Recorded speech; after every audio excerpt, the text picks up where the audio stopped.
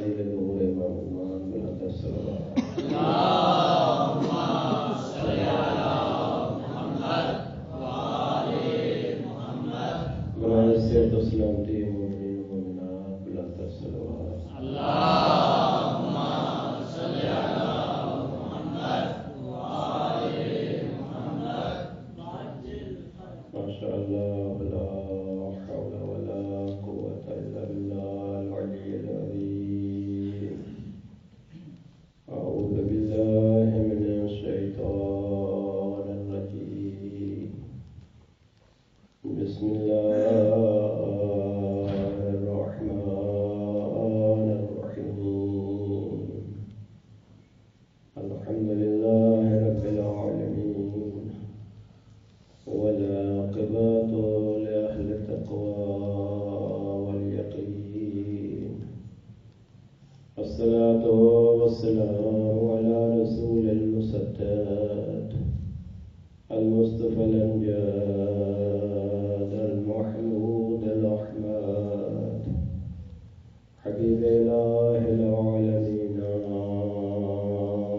بالقاسم المصطفى محمد اللهم صل على محمد وآل محمد وآله الطيبين الطيبين الطاهرين المعصومين الذين أذهب الله عنهم الرجس وطهرهم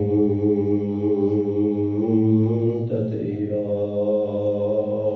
اللهم صل على محمد وآل محمد وعجل ولعنة الدائمة على أعدائهم أجمعين أما بعد فقد قال الله الحكيم في كتابه المجيد بسم الله الرحمن الرحيم يا أيها الذين هادوا إن زعمتم أنكم أولياء لله فتمنوا الموت إن كنتم صادقين اللهم صل على محمد وآل محمد وعجل فرجه خداوند قدوس اس مجلس کا اہتمام جس مقصد کی خاطر کیا گیا ہے چودھری صاحبان کے مرحوم حاجی فتح محمد کی اس مجلس کا ثواب مرحوم کی روح کو احسان فرمائے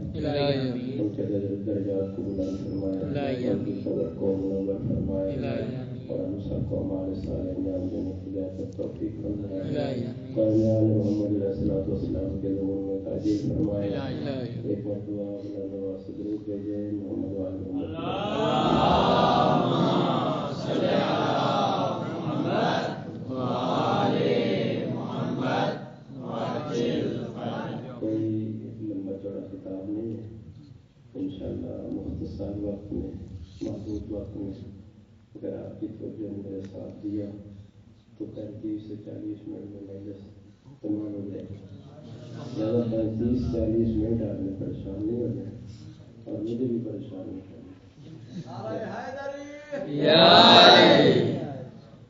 خدا قدوس نے اپنی کتاب کو اپنے حبیب پر نازل کیا اور ظاہر ہے جس طرح قرآن کے بارے میں ہے فی بطنہ بطن الی 70 بطنا کہ کلام کا اللہ کی کلام کا ایک ظاہر ہے ایک باطن ہے پھر ہر باطن میں 70 باطن ہیں تو میری طرف ہر باطن میں 70 باطن ہیں جس طرح کہ اللہ کی کلام کو سمجھنا آسان نہیں ہے جو اللہ نے اپنے نمائندے بھیجے ہیں ان کی کلام کو سمجھنا بھی آسان نہیں ہے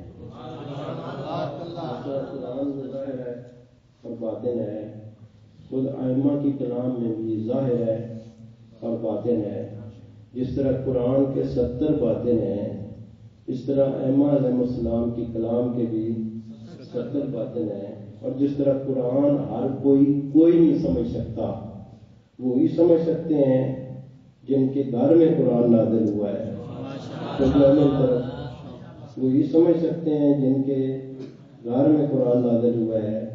ائمہ کی کلام کو بھی وہی سمجھ سکتے ہیں جو ان کے گھر کے تربیت یافتہ تھے۔ اگر امام کی کلام کو سمجھ سکتا ہے تو یا سلمان فارسی سمجھ سکتا ہے یا ابو ذر غفاری سمجھ سکتا ہے، اور میں دلیل دے کر آگے چلوں گا، ایسے نہیں کہہ رہا ہوں۔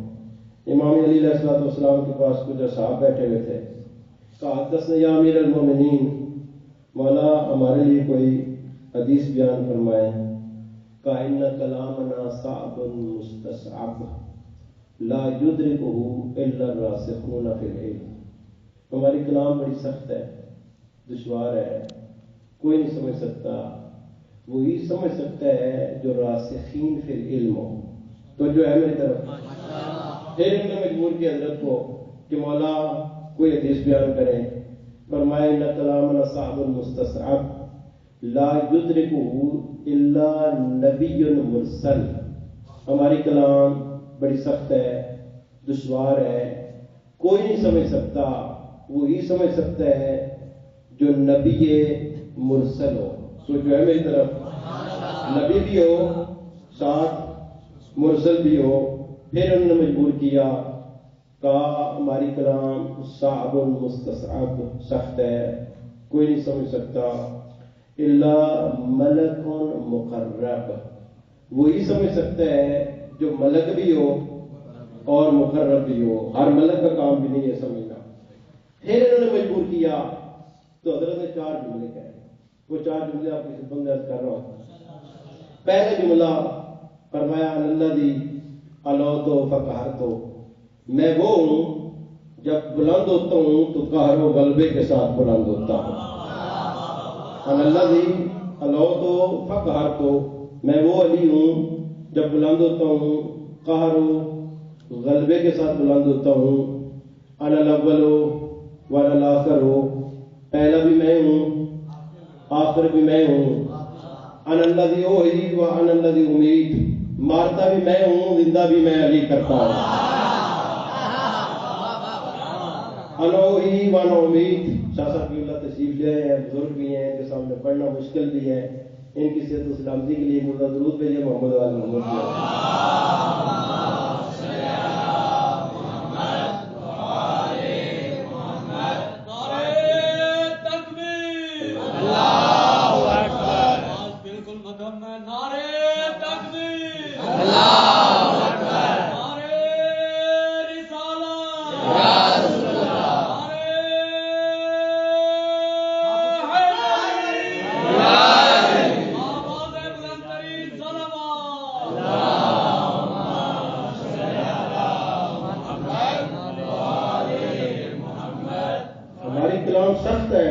سمجھ سکتا، یا نبی مرسل یا ملک مقرب یا راسخین فی علم سمجھ سکتے ہیں۔ قالی مولا کوئی حدیث بیان کریں۔ فرمایا ان الذی علوت فقہرت، میں علی وہ ہوں جب بلند ہوتا ہوں قہر غلبے کے ساتھ بلند ہوتا ہوں۔ ان الذی اوحی و امیت، مارتا بھی میں ہوں زندہ بھی میں کرتا ہوں۔ انا الاول وانا الاخر، پہلا بھی میں ہوں آخری بھی میں ہوں۔ انا الظاہر وانا الباطن، ظاہر بھی میں ہوں باطن بھی میں علی ابن ابی طالب ہوں۔ اب ظاہر ہے جتنی کسی بندے کی ظرفیت ہو سمجھنا تو اس میں اتنی ہوتا ہے۔ مولا کو پتا تھا کہ یہ اس قابل تو نہیں ہے، لیکن مجبور کی ہے۔ حضرت بھی ان کو سمجھانا چاہتے تھے کہ تم علی کے علم کے قابل نہیں ہو، پہلے اپنی قابلیت پیدا کرو پھر علی کے پاس آنا، پہلے اپنے آپ میں قابلیت پیدا کرو پھر علی کے پاس آنا۔ آقا پر علی ابن ابی طالب، علی علیہ السلام نے کفر کیا ہے، پریشان نہ ہوا کریں، کفر کے فتوے اگر آپ پر لگتے ہیں کیا پریشانی ہے؟ آپ جس کے ماننے والے ہیں اس پر کفر کے فتوے لگتے تھے۔ یہ سیرت ہے، سنت ہے پچھلی جو زندہ ہوتی ہے۔ جب امام پر کفر کے فتوے لگتے ہیں، تم پر کفر کے فتوے لگ جائے تو کون سی گھبرانے والی بات ہے؟ کفر کے فتووں سے نہ گھبرایا کرو، استقامت پیدا کرو اپنے آپ میں۔ انسان خود ٹھیک ہونا چاہیے، اس کا رابطہ اللہ کے ساتھ ٹھیک ہونا چاہیے۔ اس کا رابطہ اہل بیت کے ساتھ ٹھیک ہونا چاہیے، پھر گھبرانے والی بات نہیں ہے۔ افلا یؤمنون ابی طالب، علی نے کفر کیا ہے، کفر کا فتویٰ لگا کے جا رہے تھے، دروازے پہ پہنچے، کہا یا باپ اے دروازہ ان پر بند ہو جا، تو جو ہے میری طرف اے دروازہ ان پر بند ہو جا، کس نے کہا ہے؟ مولا نے کہا نہیں ہے، اشارہ بھی کیا ہے ساتھ، کہا دروازہ ان پر بند ہو جا، دروازہ بند ہو گیا۔ اب جتنے بھی تھے کھولنے کی کوشش انہوں نے بڑی کی ہے، لیکن علی کا بند ہوا علی کا بند ہوا تم قلعہ طموس کا دروازہ نہیں کھول سکے ہو، تو یہ تو علی کا بند ہوا ہے، یہ تو علی کے ارادے کے تابع ہے، جب تک علی ارادہ نہ کرے یہ کبھی کھل نہیں سکتا۔ بند ہو جا، دروازہ بند ہو گیا، تھک گئے، تھک کر واپس آئے، فَفَسَّرْنَا لَهُ يَا أَمِيرَ الْمُؤْمِنِينَ، مولا ہمارے لیے تفسیر بیان کریں، وضاحت کریں، ہضم نہیں ہو رہی ہے، برداشت نہیں ہو رہی ہے، ہضمہ تھا اتنا، مجبور کرنے کی ضرورت کیا تھی؟ مولا نے کہا میں تفسیر بیان کرتا ہوں، فرمایا الذی لو فقہرت بہذا السیف، میں علی جب اس تلوار کے ساتھ بلند ہوتا ہوں تو قہر و غلبے کے ساتھ بلند ہوتا ہوں، اتنی دیر تک پیچھے نہیں ہٹتا ہوں حتی آمنتم باللہ ورسولہ، مگر جب تم لوگ اللہ اور رسول پر ایمان نہ لے آؤ۔ الذی لو بہذا السیف، میں علی جب اس ذوالفقار کے ساتھ بلند ہوتا ہوں تو اس وقت تک پیچھے نہیں ہٹتا ہوں جب تک تم لوگ اللہ اور رسول پر ایمان نہ لے آؤ۔ یہ علی علیہ السلام کی ایک تفسیر ہے جو ان کے ذہنوں کے مطابق تھی۔ فرمایا اما قولی انا اوحی وانا امید، زندہ بھی میں کرتا ہوں، مارتا بھی میں ہوں، انا اوحی السنہ و امید البدع، سنت کو زندہ کرنے والا میں علی ہوں، بدعت کو مارنے والا میں علی ہوں۔ سنت کو زندہ کرنے والا میں علی ہوں، بدعت کو دفن کرنے والا میں علی ہوں۔ اما قولی، جو میں نے کہا تھا انا ظاہر وانا الباطن، کا واللہ عندنا علم الظاہر و واللہ عندنا علم الباطن، علم ظاہر بھی مجھ علی کے پاس ہے، علم باطن بھی مجھ علی کے پاس ہے۔ اما قولی انا الاول وانا الاخر، خدا کی قسم کا پہلا میں ہوں جس نے اللہ اور اس کے رسول پر ایمان کا اظہار کیا، اور آخری میں ہوں جس نے پیغمبر کا دفن اور کفن کیا۔ یہ علی علیہ السلام کا کلام ہے، لہذا کہا ہے جس طرح قرآن میں فی کل بطن بطن الی 70 بطنا، ہر بطن میں بطون ہے، 70 بطون ہے، اسی طرح ائمہ علیہ السلام کی روایات میں بھی ہر روایت کو سمجھنا ہر بندے کا کام نہیں ہے، وہی سمجھ سکتا ہے جو ان کے دروازے پر رہا ہو، جس نے مدینۃ العلم کے دروازے پر اپنا ماتھا رکھا ہو، جس نے علی علیہ السلام کے دروازے پر اپنے گھٹنے ٹیکے ہوں، جس نے علی علیہ السلام کے گھر کی تھوڑی سی خوشبو سونگھی ہو، وہ علی علیہ السلام کے علم کو حاصل کر سکتا ہے۔ میرا موضوع یہ نہیں ہے، مرحوم کی مجلس ہے، یہ فقط آپ کو میں نے بیدار کرنے کے لیے جملے کہے ہیں، بیدار ہو گئے آپ، قرآن کی حقیقت کو سمجھنا اور اہل بیت کی حقیقت کو سمجھنا ہر بندے کی بس کی بات نہیں ہے۔ مجلس ہے ایصال ثواب کی، دیکھیں اللہ نے انسان کو بہت کچھ دیا ہے، اور اتنا دیا ہے جو اس کے تصور سے بھی باہر ہے، اور وہاں پر دیا ہے جہاں پر اس نے مانگا نہیں تھا۔ پوری توجہ کے طالب ہو، مانگنے والی زبان نہیں تھی، مانگنے کا انداز نہیں تھا، مانگنے کا پتہ نہیں تھا، مانگنے کا طریقہ نہیں آتا تھا، شکم مادر میں تھا، تمہیں پتہ ہی نہیں تھا مانگا جاتا کیسے ہے، تمہیں اپنی ضرورت کا پتہ نہیں تھا میری ضرورت کیا ہے۔ اللہ نے بغیر مانگے ہوئے تمہاری ضرورت کا احساس کرتے ہوئے تمہیں سب کچھ شکم مادر میں عطا کر دیا ہے، تمہاری ضرورت کا احساس کرتے ہوئے تمہیں سب کچھ شکم مادر میں عطا کر دیا ہے۔ تمہیں ہاتھ کی ضرورت تھی، تم نے مانگے نہیں ہیں، اس نے تمہیں بطن مادر میں عطا کر دیے ہیں۔ تمہیں آنکھ کی ضرورت تھی، تم نے مانگی نہیں ہے، تمہیں بطن مادر میں عطا کر دی ہے۔ تمہیں پیروں کی ضرورت تھی، تم نے مانگی نہیں ہے، بطن مادر میں تمہیں عطا کر دی ہے۔ تمہیں جو کچھ تمہاری احتیاج تھی، اور پھر میں کرتا رہتا ہوں اللہ نے ما یحتاج الی الانسان، انسان جس چیز کا محتاج تھا اللہ نے پہلے اس کو پیدا کیا ہے پھر انسان کو پیدا کیا ہے. ما یحتاج الی الانسان، جس چیز کا تم محتاج تھا اللہ نے پہلے اس کو پیدا کیا ہے پھر تمہیں پیدا کیا ہے. تم آسمان کو محتاج تھے، آسمان کو پیدا کیا ہے. زمین کے محتاج تھے، زمین کو پیدا کیا ہے. سورج کے محتاج تھے، سورج کو پیدا کیا ہے. درخت کے محتاج تھے، درختوں کو پیدا کیا ہے. چاند کے محتاج تھے، چاند کو پیدا کیا ہے. سورج کے محتاج تھے، سورج کو پیدا کیا ہے. ما یحتاج الی الانسان، جس چیز کا تم محتاج تھا پہلے اللہ نے اس کو پیدا کیا ہے پھر تمہیں پیدا کیا ہے. تو ہدایت کا محتاج تھا، اللہ نے پہلے ہادی کو پیدا کیا ہے پھر تمہیں پیدا کیا ہے. خلیفہ، پہلے خلیفہ قرار دینے والا. کون سی مہربانی ہے اور محبت ہے جو اللہ نے انسان پر نہیں کی ہے. پھر نعمتوں کا سلسلہ یہ نہ سمجھو کہ تمہارے آنے کے ساتھ شروع ہوا ہے. تم دنیا میں آئے نہیں تھے، اس کی نعمتوں کا نزول پہلے شروع ہو گیا ہے. اور دنیا کے جانے کے بعد اس کی نعمت ختم نہیں ہو گئی ہے. تم چلے گئے ہو پھر بھی اس کی نعمتوں کا نزول تم پر ہے. نعمتیں نازل ہو رہی ہیں. بس انسان حقیقت میں مرتب ہے دو چیزوں سے، ایک جسم ہے اور ایک انسان کا روح ہے. اس میں بول چکو کافی. جس چیز کی طرف میں متوجہ کرنا چاہتا ہوں، اللہ نے وعدہ کیا ہوا ہے. کیا وعدہ کیا ہے؟ کہ روح کی حفاظت تم کر، جسم کی حفاظت میں اللہ کروں گا. روح کی حفاظت تو کر، جسم کی حفاظت میں اللہ کروں گا. تم نے روح کی حفاظت کر لی تو جسم کی حفاظت کرنے کی تمہیں ضرورت نہیں ہے. جسم کی حفاظت میں اللہ کروں گا. اور یہاں پہ دنیا میں نہیں، فقط تم دنیا سے چلے جاؤ گے قبر میں بھی تمہارے جسم کی حفاظت میں اللہ کروں گا.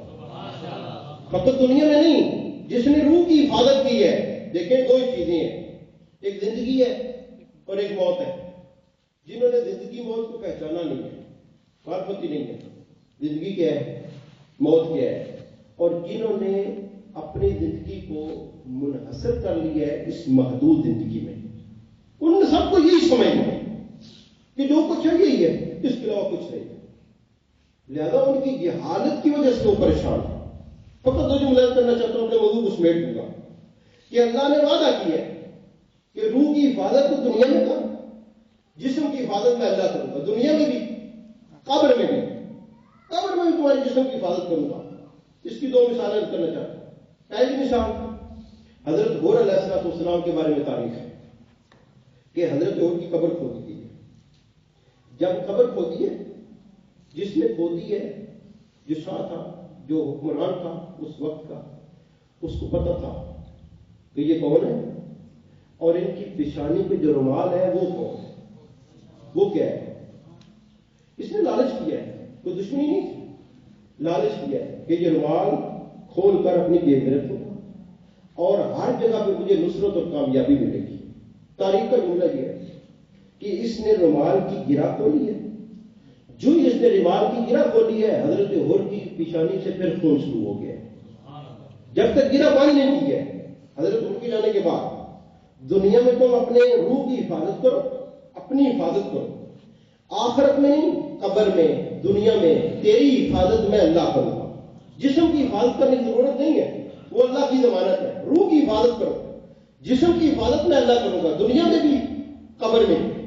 دوسری شیخ صدوق کے بارے میں، کتنے سالوں بعد شیخ کی قبر کھودی گئی ہے اور تاریخ کا جملہ یہ ہے کہ لگتا ہے ایسے تھا جس طرح کل دفن کر کے گئے. دنیا میں حفاظت خود کرو، آخرت میں حفاظت میں تمہاری کروں گا. واقعہ مجھے یاد آ گیا، امام علی نبی علیہ السلام کا زمانہ تھا.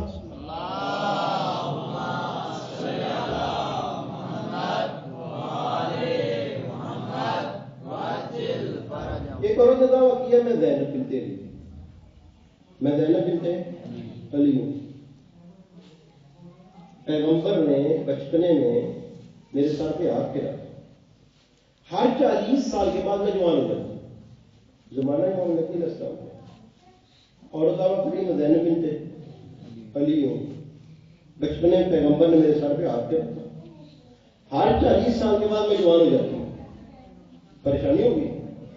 آخر میں وقت کے پاس گئے کہ اس کا کیا حل کیا جائے. عورت کو بلایا، فیصلہ تم دعوے دار ہو؟ کا میں دعویٰ کرتا ہوں کسی کے پاس پاس پریشانی کا حل نہیں تھا. حاکم نے امام علی نقی علیہ السلام سے بلایا، کہا مولا اس کی پریشانی کا حل کریں. یہ کہتی ہے میں زینب بنت ابی دعویٰ کرتی ہے. امام نے قبلہ ارشاد فرمایا حرم لہم و اہل بیت الاسباع، ہم اہل بیت کا گوشت درندوں پر حرام ہے. ہم اہل بیت کا گوشت درندوں پر حرام ہے. اگر یہ زینب بنت علی ہے اس کو درندوں کے سامنے رکھ لیں. اگر درندے اس کو کھا گئے سمجھ لیں زینب بنت علی نہیں، اور اگر درندوں نے اس کو نہ چھوا سمجھ لیں زینب بنت علی ہے. حاکم کہتا ہے مولا آپ بھی تو اہل بیت میں سے ہیں. اہل بیت میں سے تو پہلے آپ کا تجربہ کرتے ہیں.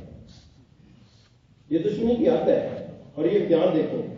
کہا پہلے آپ کا تجربہ کرتے ہیں. تاریخ کا جملہ یہ ہے کہ 7 شیروں کو 6 یا 7 دن بھوکا رکھا گیا. بھوکا رکھا گیا. ہو سکتا ہے کہ اگر بھوکے نہ ہوں تو قریب نہ جائیں. 6 یا 7 شیروں کو 6 یا 7 دن بھوکا رکھا گیا. بھوکا رکھنے کے بعد امام علی نقی علیہ السلام کو شیروں کے درمیان چھوڑا گیا. تاریخ کا جملہ یہ ہے جو ہی امامت شیروں کے درمیان آئی شیروں نے امامت کا طواف کرنا شروع کیا. شیروں نے امامت کا طواف کرنا شروع کیا. یہ ہے کہ اگر تم دنیا میں اپنے آپ کو محفوظ رکھو گے دنیا میں بھی اور آخرت میں بھی اللہ تمہیں محفوظ رکھے گا. تم اپنی روح کی حفاظت کرو، جسموں کی حفاظت وہ اللہ کرے گا. اچھا میرا ایک سوال یہ ہے کہ اگر اتنا اللہ نے وہاں رکھو گے، بہت کچھ رکھو گے، جو اللہ نے وعدے کی تمہیں بھی کہا وہ دنیا کے وعدے نہیں ہے، زیادہ آخرت کے وعدے. بشر الصابرین الذین اذا اصابتهم مصیبہ قالوا انا للہ وانا الیہ راجعون ان لهم جنہ. صابرین کو بشارت دو جو مصیبت جب آتی ہے کیا کہتے ہیں؟ انا للہ وانا الیہ راجعون. بشارت کیا دو؟ دنیا میں کچھ نہیں ہے، ان لهم جنہ ادھر رکھا ہوا ہے ان کے لیے کیا ہے؟ جنت ہے. بشر الصابرین الذین اذا اصابتهم مصیبہ قالوا انا للہ وانا الیہ راجعون. کیا بشارت دو؟ ان لهم جنہ ان کے لیے ادھر جنت ہے، ادھر نہیں ہے ادھر ہے. اور یہ آپ کو پتہ ہی ہے اہل بیت علیہ السلام نے کتنا کیا ہے، کوئی کر ہی نہیں سکتا ان کے برابر. اچھا اللہ نے ادھر مان دی ہیں، کوٹیاں دی ہیں، ان کے مقابلے میں کوئی نہیں کچھ کر سکتا. دنیا میں کتنا دیا ہے ادھر کچھ نہیں دیا. ان الحسن والحسین سید شباب اہل الجنہ. حسن و حسین جوانان جنت ادھر دیے، ادھر کچھ نہیں دیا. ادھر اور غربت دی ہے، اور فقر دی ہے، اور تنگدستی دی ہے. جتنا اللہ کو وعدے ادھر ہے. تو اگر اللہ نے اتنا ادھر کچھ رکھا ہوا ہے اور موت حق بھی ہے جو میں نے قرآن کہہ پڑھی اس کی طرف آ رہا ہوں. یا ایھا الذین ھادوا ان زعمتم انکم اولیاء للہ من دون الناس فتمنوا الموت ان کنتم صادقین. اگر سچی ہو، اگر حق پر ہو تو گھبراتے کیوں، ڈرتے کیوں موت سے؟ اگر سب کچھ موت کے بعد یہ ملنا ہے اور تمہارا یقین ہے کہ یہ سب کچھ ملنا ہے تو پھر موت سے گھبراتے کیوں، موت سے ڈرتے کیوں، موت سے فرار کیوں اختیار کرتے ہو؟ اور یہ فرار وہی کرتے ہیں جو دعوے میں جھوٹے ہیں، دعوے میں سچے نہیں ہیں. جو دعوے میں سچے ہیں قرآن شریف کہہ رہے ہیں یا ایھا الذین ھادوا ان زعمتم، یہودیوں کو کتاب ہے، اے یہودیوں ان زعمتم اگر تم گمان کرتے ہو انکم اولیاء للہ کہ ہم اللہ کے ولی ہیں، ہم اللہ کے دوست ہیں، ہمارا اللہ کے ساتھ رابطہ اچھا ہے، تو پھر اللہ کی ملاقات کی تمنا کرو. فتمنوا الموت، پتہ چلا کہ موت حقیقت میں محبوب اور حبیب کے درمیان ملاقات کا نام ہے. موت حقیقت میں محبوب اور حبیب کے درمیان، محب اور محبوب کے درمیان ملاقات کا نام ہے. فتمنوا الموت، یعنی موت کے ساتھ کیا ہوگا؟ تمہاری اس اللہ کے ساتھ جو دوستی ہے وہ اللہ کے ساتھ ملاقات ہوگی. تو جب موت حق ہے، تم حق پہ ہو، تو پھر موت سے گھبراتے کیوں، موت سے ڈرتے کیوں؟ یا ایھا الذین ھادوا ان زعمتم انکم اولیاء للہ من دون الناس فتمنوا الموت، موت کی تمنا کرو ان کو تم صادقین اگر سچے ہو. پتہ چلا کہ جو سچے ہیں وہ موت سے نہیں گھبراتے ہیں، وہ موت سے نہیں ڈرتے ہیں. اور کربلا اسی چیز کا نام ہے. کربلا تمہیں درس دی ہے کہ اگر تم حق پہ ہو اگر تم سچے ہو پھر موت کی پرواہ نہ کرو، تم موت پر چلے جاؤ یا موت تم پر آ جائے۔ کیوں؟ موت اللہ کی ملاقات کا نام ہے۔ ڈرنا کن کو چاہیے؟ ہمیں ڈرنا چاہیے۔ کیوں ڈرنا چاہیے؟ کہ ہم مقروض ہیں، ہم مقروض ہیں، اور یہ ہوتا ہے ایسے ہی ہے۔ اگر کسی نے کسی کا قرض دینا ہو اور اس کے پاس ہو بھی نہ، کیا کہتا ہے؟ فلاں اگر آئے نا تو کہنا بابا گھر میں نہیں، وہ تو گھر میں ہے۔ کیوں؟ قرض لینے والا مطالبہ کرنے کے لیے آ رہا ہے اور ہے بھی کچھ نہیں، یا ہے تو دینے کا دل نہیں کرتا ہے۔ ہم مقروض ہیں۔ مقروض کو ڈرنا چاہیے کہ اگر ملاقات ہو جائے تو وہ مانگ لے گا کہ زندگی تمہیں امانت دی تھی، یہ سب کچھ تمہیں امانت دیا تھا، تم نے اس کے ساتھ کیا کی گئے؟ وہ موت سے کبھی نہیں ڈرتے ہیں جو کربلا والے ہو، جو حق پر ہو، جو سچے ہو، وہ موت سے نہیں گھبراتے ہیں، اور جو حق پر نہ ہو موت سے وہ گھبراتے ہیں، جو سچے نہ ہو موت سے وہ گھبراتے ہیں۔ اسی وجہ سے حضرت قاسم کا سن تھا، کتنا سن تھا؟ 13 سال۔ سوال کرنے والا کون ہے؟ امام حسین علیہ السلام۔ جواب دینے والا کون ہے؟ قاسم۔ کہا کیفا انتقم الموت، بیٹا قاسم موت تمہارے نزدیک کیسی ہے؟ فرمایا احلا من العسل، بابا جان شہد سے شریف تھا۔ یعنی اتنی مانوسیت ہے موت کے ساتھ۔ کیوں؟ پتہ ہے کہ موت مر جانے اور ختم ہو جانے کا نام نہیں ہے، بلکہ موت ایک گھر سے دوسرے گھر کی طرف منتقل ہونے کا نام ہے۔ اور قرآن کا وعدہ ہے من عمل عملا صالحا وهو مومن، جس بندے نے عمل صالح کیا اور وہ مومن ہوا، من ذکر او انثى، چاہے مذکر ہو چاہے مؤنث ہو، فلنحيينه حیاتا طیبہ، میں اللہ اس کو حیات طیبہ عطا کروں گا۔ عمل کی کثرت کو اللہ نے نہیں دیکھا، عمل کی کیفیت کو دیکھا۔ اور دو چار جملے کرو اس کے بارے میں، میں نے ختم کر۔ کثرت عمل کو نہیں دیکھا، کیفیت عمل کو دیکھا۔ اپنے عمل میں کیفیت پیدا کرتے تو ہیں ہی، لیکن جتنا کرتے ہیں اس کے لیے کریں، کسی کے لیے نہ کریں۔ اس کے لیے کریں گے وہ بہت کچھ دے گا، اور اتنا دے گا جو تمہارے ذہنوں سے بھی بالا تر ہے۔ اور اس کی میں مثال عرض کرتا رہتا ہوں، ضربت والی ہے فی یوم الخندق افضل من عبادت الثقلین۔ علی کے 1000 ضربت نہیں، 2000 ضربت نہیں، 3000 ضربت نہیں، علی کی ایک ضربت ثقلین کی باتوں سے افضل ہے۔ ثقلین کو پیغمبر کو پتہ نہیں، ثقلین میں کون کون ہے؟ جن و انس۔ انسانوں میں پیغمبر کو پتہ نہیں تھا انسانوں میں کون کون ہے؟ حضرت آدم انسانوں میں، حضرت نوح انسانوں میں، حضرت ابراہیم انسانوں میں، حضرت موسیٰ انسانوں میں، حضرت عیسیٰ انسانوں میں۔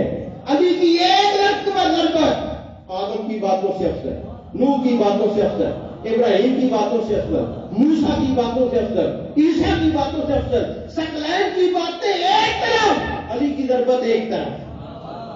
ضربت و علی، آپ کہہ سکتے ہیں کہ ضربت و علی، ایک ضربت کہاں سے؟ آپ کو پتہ ہے ضربتون فعلتون کا وزن ہے، اور یہ دلالت کرتا ہے ایک بات۔ ضربت و علی کی ایک ضربت ثقلین کی باتوں سے افضل ہے، موسیٰ کی باتوں سے افضل ہے، عیسیٰ کی باتوں سے ایک ضربت ہے۔ کیوں؟ جس کیفیت سے علی نے ضربت لگائی ہے اس کیفیت سے لگا کوئی نہیں سکتا۔ اللہ نے کیفیت عمل دیکھی ہے، کثرت عمل نہیں دیکھی ہے۔ اب آپ کے دل متوجہ ہو گئے، میں تھوڑا سا 2-4 جملے عرض کروں گا۔ علی کی ایک ضربت، خندق کھودنے کا مشورہ حضرت سلیمان فارسی نے دیا، بوڑھا صاحب، ضعیف اور کمزور صاحب، لیکن جسمانی لحاظ سے کمزور تھے، ایمان کے لحاظ سے اصحاب میں سے ان کے برابر کوئی نہیں تھا۔ جسمانی لحاظ سے کمزور تھے، ایمان کے لحاظ سے نہیں۔ ہوتا یہی ہے، اکثر مشورہ دے کر ہم پیچھے ہٹ جاتے ہیں، اور یہ بھی بڑی بات ہے، کوئی نیک کام کا مشورہ دے، کم ہوتے ہیں نیک کام کا مشورہ دے کے ہوتا کیا ہے، پیچھے ہٹ کے بیٹھ جاتے ہیں۔ لیکن سلیمان فارسی نے خندق کھودنے کا مشورہ دیا۔ تاریخ کا جملہ یہ ہے کہ ایک سلیمان فارسی نے بوڑھوں کے مقابلے میں 10 جوانوں کے برابر خندق کھودی ہے. ایک سلمان فارسی نے 10 جوانوں کے برابر خندق کھودی. جتنا 10 جوان خندق کھودتے تھے اتنا ایک سلمان فارسی خندق کھودتے تھے. اب ظاہر ہے کوئی اچھا عمل کرے تو ہر کوئی اپنی طرف کھینچنے کی کوشش کرتا ہے.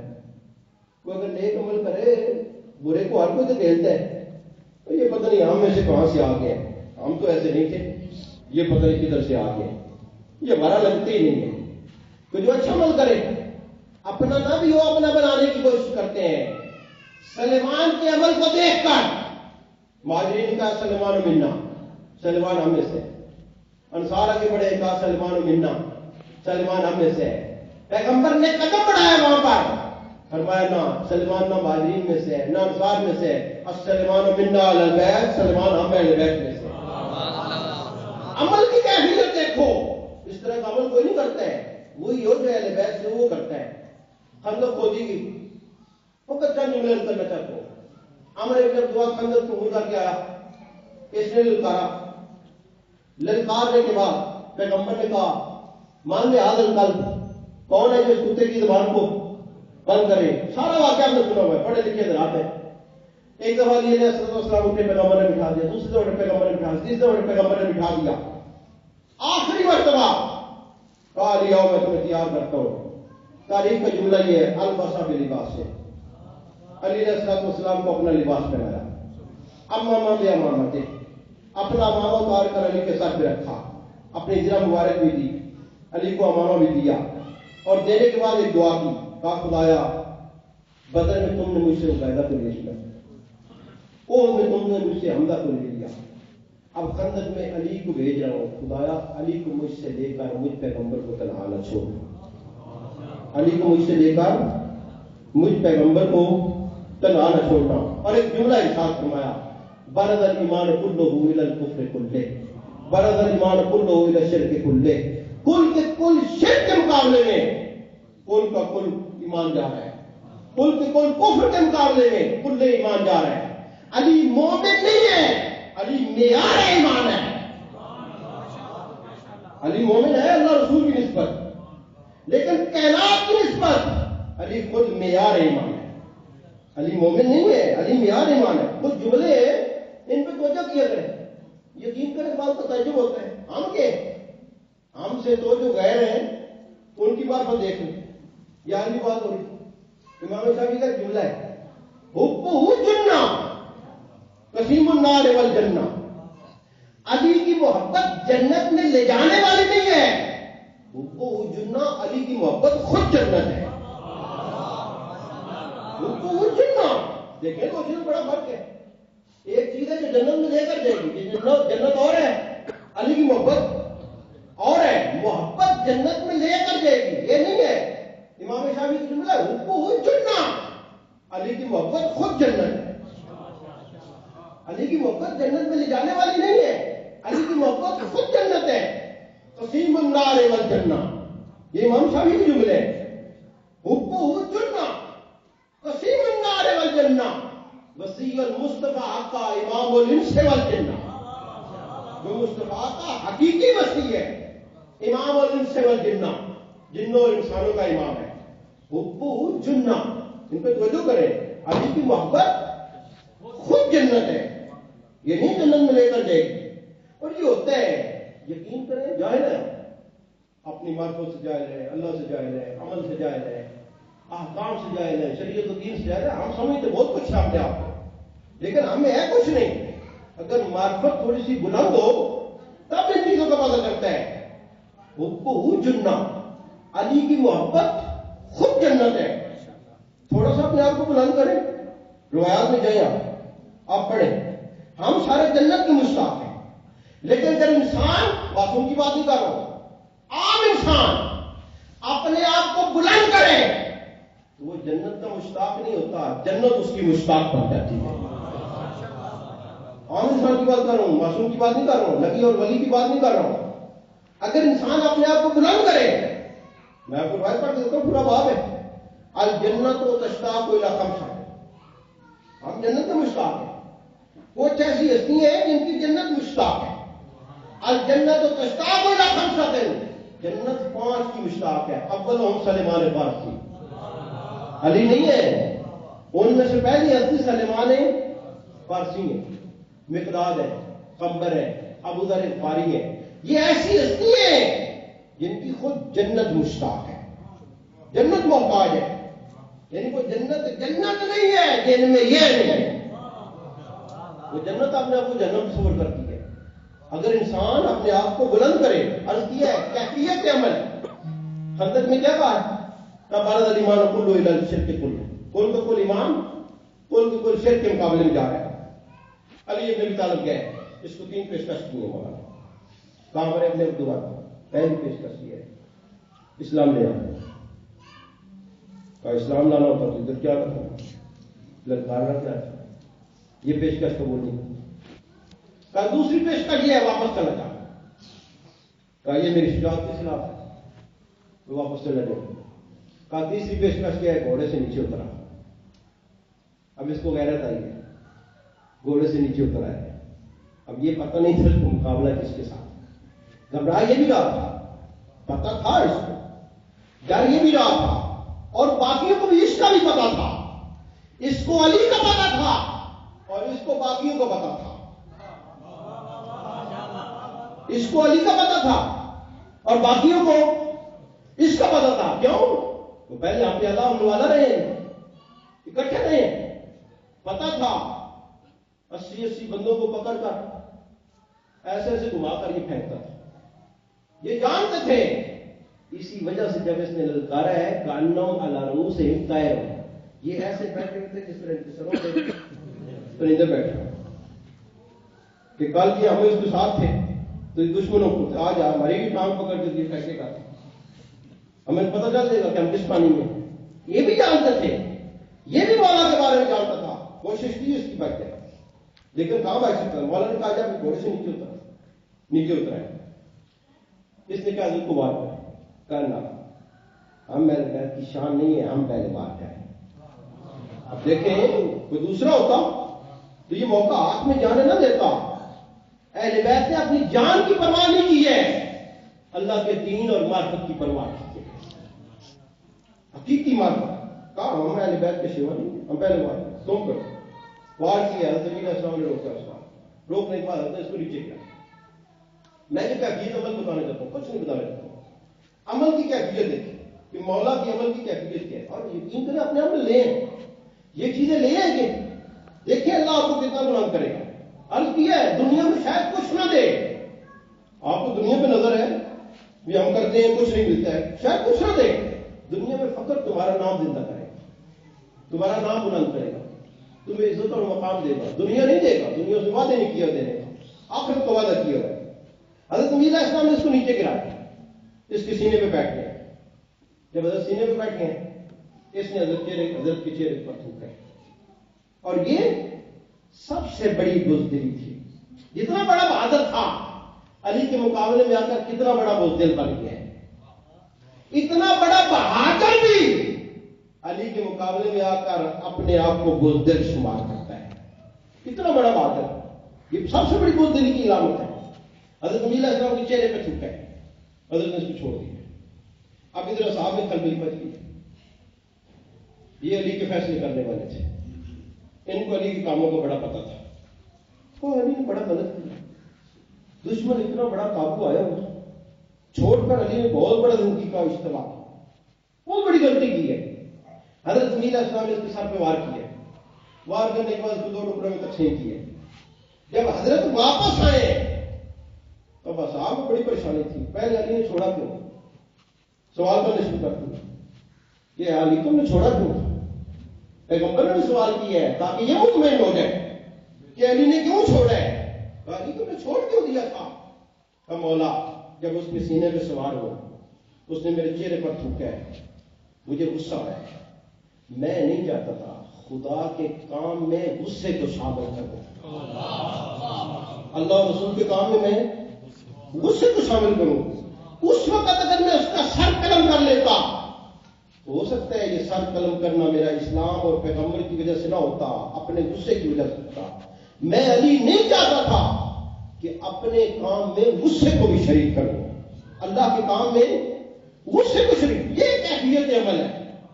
اور اس کیفیت عمل کی وجہ سے کہا ضربت ولی فی یوم الخندق افضل من عبادت الثقلین۔ پھر علی کی ضربت اس وقت فقط ایک کافر مشرک کو دفن نہیں کر رہی تھی، جہنم میں واصل نہیں کر رہی تھی، علی کی ضربت اس طرف سے کافر کو جہنم میں واصل کر رہی تھی، ادھر سے اسلام کی حقانیت کو ثابت کر رہی تھی، ادھر سے پیغمبر کی نبوت کو ثابت کر رہی تھی، ادھر سے پیغمبر کی رسالت کو ثابت کر رہی تھی، ادھر سے انبیاء کی محنتوں کو ثابت کر رہی تھی۔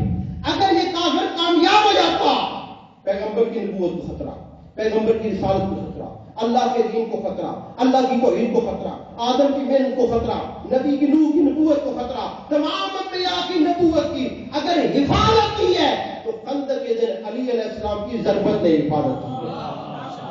اس کو فرمایا ہے ضربت علی فی یوم الخندق افضل من عبادت الثقلین، ثقلین کی عبادت سے اللہ نے عمل کی کثرت کو نہیں دیکھا ہے، کیفیت عمل کو دیکھا ہے۔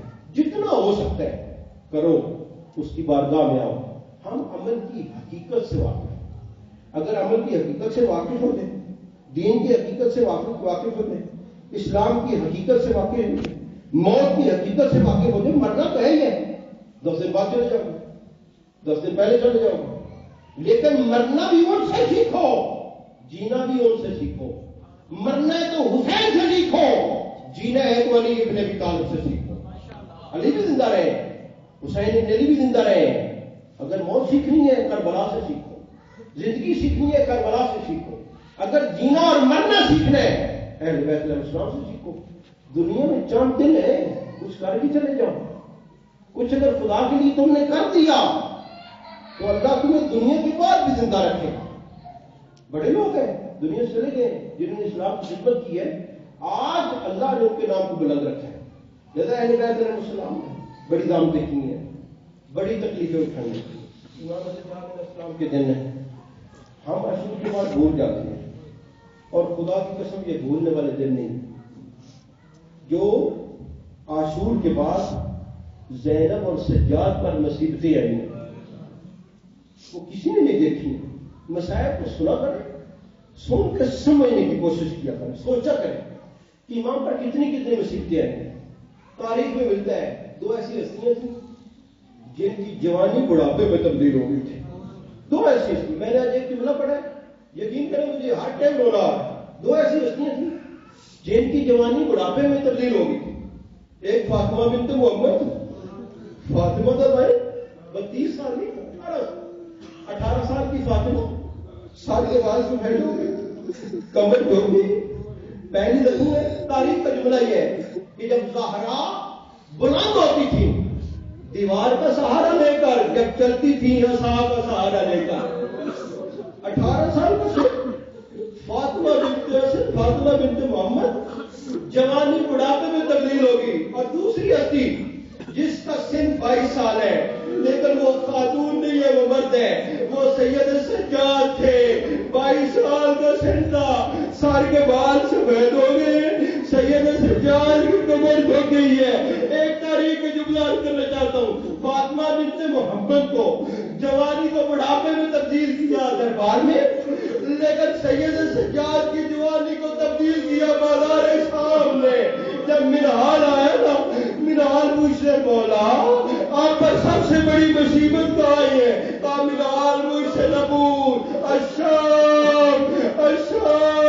الشام میں تاریخ کا جملہ کرنا چاہتا ہوں، آج پڑھ کر رہے ہوں، تاریخ میں لکھا ہوا ہے کہ امام سجاد کے پاس ایک ناکہ تھی، 22 حج کیے امام سجاد نے اس ناکہ کا، 22 حج، 1 نہیں 2 نہیں 3 نہیں، سال نہیں لکھے کتنے سال رہی ہے، شاید ساری زندگی یہ علاقہ امام سجاد کے پاس رہی ہو، لیکن تاریخ کا جملہ یہ ہے کہ 22 حج امام نے اس پر کرنے کے باوجود ساری زندگی ناکہ کو تازیانہ نہیں لگایا ہے، لیکن ہائے سجاد کربلا سے کوفہ تک، کوفہ سے شام تک یہ ملعون امام کو تازیانے مارتے تھے۔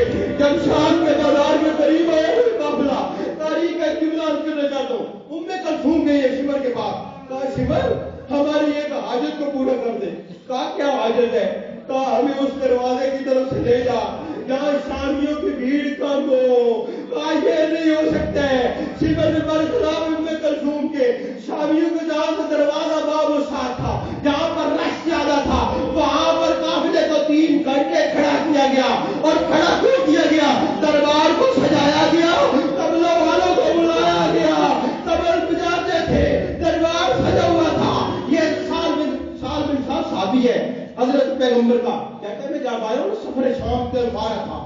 جب سال جاتے ہیں میں شام کے قریب آیا ہوں، جب شام کے قریب آیا ہوں تو میں نے دیکھا ہے بازار کو سجایا گیا ہے، تبلوں والوں کو مجھے بلایا گیا ہے۔ میں نے ان سے سوال کیا ہے کہ آج تو شامیوں کی کوئی عید کا دن ہے جس کا مجھے علم نہیں ہے، یا کوئی ایسی عید ہے جو ہم کوفہ میں نہیں مناتے ہیں اور یہ شامی منا رہے ہیں؟ کہا صاحب تمہیں پتہ نہیں ہے؟ کہا کیا ہوا ہے؟ کہا باغیوں کے سر مارے۔ کہا کون باغی؟ کہا میں اس سے ایک قیدی کے قریب گیا ہوں، اس قیدی کو میں نے سلام کیے، میں نے کہا تم نے بغاوت کی ہے خلاف یزید کے؟